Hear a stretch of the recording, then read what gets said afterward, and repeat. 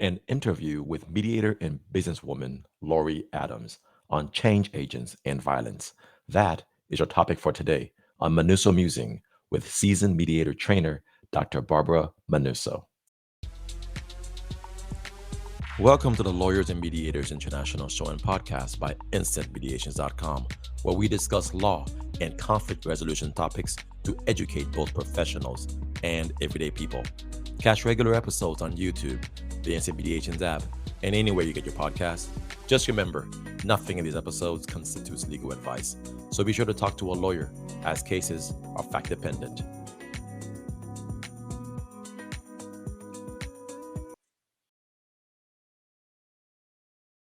Hi, everyone. This is Mac attorney, mediator, and arbitrator working throughout Florida and Texas. And Natalia Łowska-Czajka, advocate, mediator, and arbitrator from Warsaw, Poland, today again in Galveston, Texas. And I'm Dr. Barbara Manousso in Houston, Texas, and Newport, Rhode Island. And I'm a trainer as well as a practitioner. And I'm absolutely delighted to introduce on Manousso Musing, Laury Adams, who's based in Houston, Texas.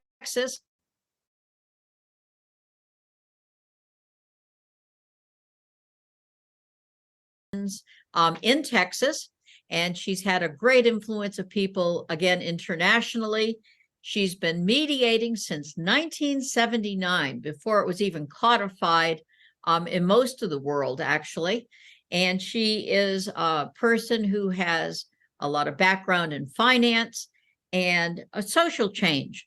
And that's what we're going to talk about today, is how we as mediators can be part of the movement that Laury is directing and recommending as a change agent. So welcome, Laury Adams, on Manousso Musing. We're delighted to have you here today. And tell us what a change agent is, and what is vision, and what is the mission of your latest enterprise. Barbara, thank you so much for giving me this opportunity. This is really my passion. As mediators, we've always been interested in change. We're helping people make a transition through divorce. And we've also been concerned with abuse and violence in the situations. So October is the month that is targeted as a time for awareness of domestic abuse and violence.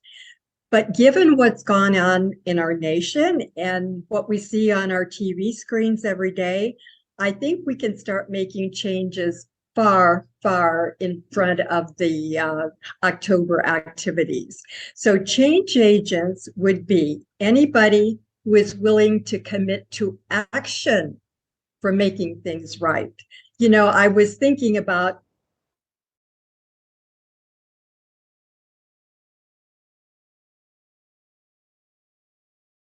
talk with my friends about what all is going wrong.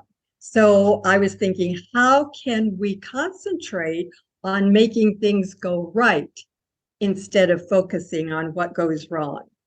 And you may recall that last year, Danette Ross Watson, who was the president of the Texas Association of Mediators, joined with me in writing an article and also doing a presentation for our TAM talks on change agents.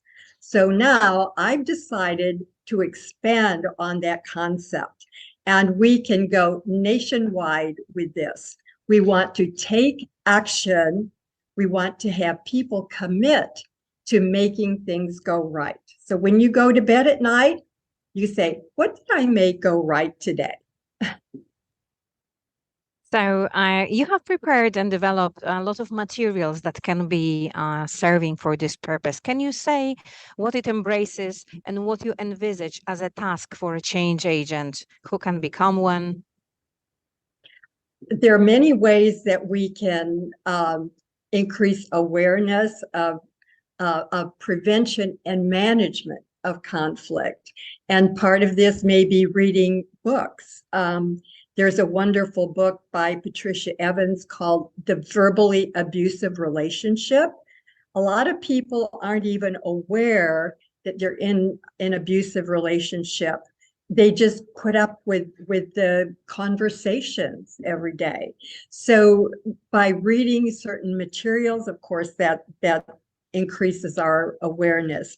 The other thing is something that I'm developing and hoping to really promote, and that is a three-step tool for handling problems. So what is the three-step tool? First of all, it's stop the behavior, look for choices, and go. Three-step tool for handling problems. And I'm really hoping that anybody can promote that. Families, kids 8 years old can get into the three-step tool. Thank you again, Laury. So, as mentioned before, we're in front of the courthouse out in Galveston County, Texas. So, how could courts or judges potentially use this and incorporate it into whatever it is that they're doing to help people dealing with this kind of issue of violence, family violence specifically? Well, first of all, they have to really be aware of it. And I think the judges do see a lot more cases where this is prevalent. One of the things the judges can do when they're aware of this, and I think some, again, are doing this, is to order anger management classes. And that has been a big thing now. And people alone in their relationships can, of course, get guidance. They can get guidance from a family counselor. Sometimes even school counselors will help families who are in conflict or having trouble with their children. So I think the outside guidance, whether it's a group anger management class or whether it's just the professional counselors and therapists, would be the possibility for judges in their orders. Laury, I just want to pick up on something that you said a minute ago, because to be able to change something, you have to identify that there is a problem. And in domestic violence or in violence in general, or unhealthy situations or unhealthy relationships, it's insidious for a lot of people. And the unhealthy part of it could be normal. And people don't realize how much of a decay they are in. So I think to be more explicit of what is unhealthy, a lot of people might have grown up in a dysfunctional home. So they get married and they're treated the same way by a spouse that is an unhealthy situation. And they don't know it. They don't know they have options.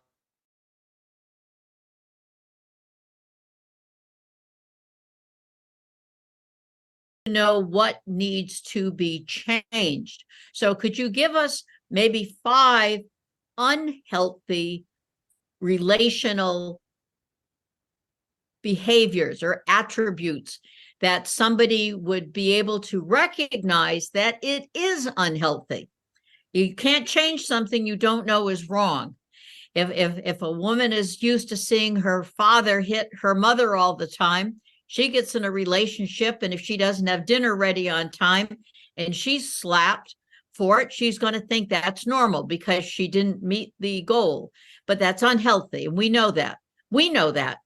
But the people who might need to know this might not know that it's an unhealthy behavior or attribute. So could you give us maybe right now 5 of unhealthy relational attributes? Barbara, I think there's something that will be more beneficial than the 5. I will come back. Well, there's more than that, I'm sure. I will come back. I'll come back to some specifics, but I would like to encourage anyone who's listening to this to go into the internet and look for power wheels. There is a power and control wheel that is on the internet, available to anyone to download. And this will show all the different ways that violence and abuse takes place. what we'd like to do is to distribute flyers with the power and control wheel on one side and another wheel on the back side of the flyer showing the healthy relationships. And that is the wheel on equality. So if the listeners to this will look for the power and control and then the equality wheel, it will show the healthy relationships and the characteristics of that. Oh, you have it right there. That is wonderful. That's the power and the control wheel. And then there's also one you can look for. It's called equality. And I think it's important for us to know the characteristics of the healthy relationship also. Now, let me go back, Barbara, to some very specifics on abuse. I think the one that's most prevalent is verbal abuse, because we get used to this. You know, you'll say things that are hurtful to a person, and in families sometimes